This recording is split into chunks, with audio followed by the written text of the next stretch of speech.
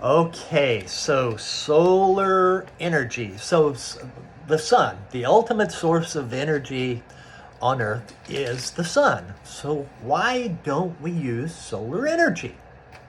There's a variety of reasons. First of all, there is no location on Earth, of course, that receives energy 24/7, you know. Um, and in some locations, you don't really receive enough sun for it to be economically viable to capture solar energy. As we had said, with anytime we talk about environmental science, economics comes into it. So you may not get enough sun. You certainly get enough sun to capture it and use it as energy. And then, of course, we have things like clouds and smog and rain and so forth. All right, so assuming we meet the social and economic criteria and environmental criteria for capturing solar energy, how do you do it? There's two major ways of doing it.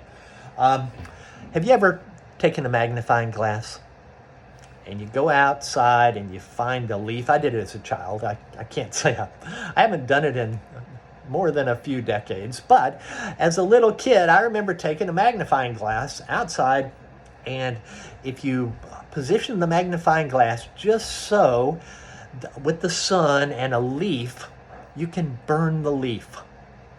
So you can use this same approach to magnify the solar energy onto a certain location, and you can boil water.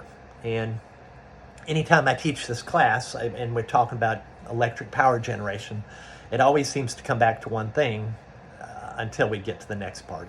But in most cases, it comes back to boiling water. And then we had said, whether you're talking about coal-fired plants or nuclear plants, it's all about making steam and turning a generator to produce electricity. So that's one way of doing it.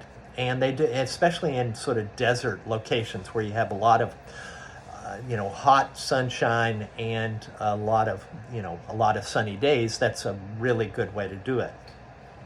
The other way is photovoltaic cells. And we're going to talk about how you make a photovoltaic cell.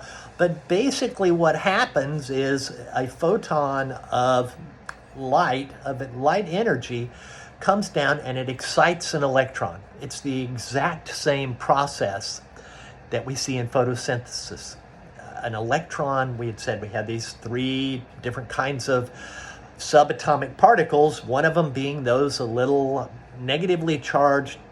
little negatively charged electrons that are flying around, and they can absorb energy.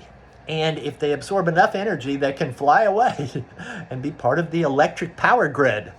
And that's what a photovoltaic cell does. The problem you have, of course, is like some of my neighbors have photovoltaic cells, and in winter, they can be covered with snow.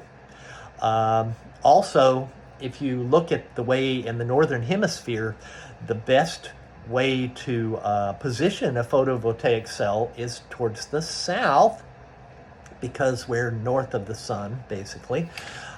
So if you have a southern facing slope, but if your roof doesn't face south, you're not as efficient. You have those kinds of things. And then like if you talk about concentrating solar energy on a boiler, well, you've got to track the sun, so you've got to, so there are some technical difficulties to capturing the sunlight energy.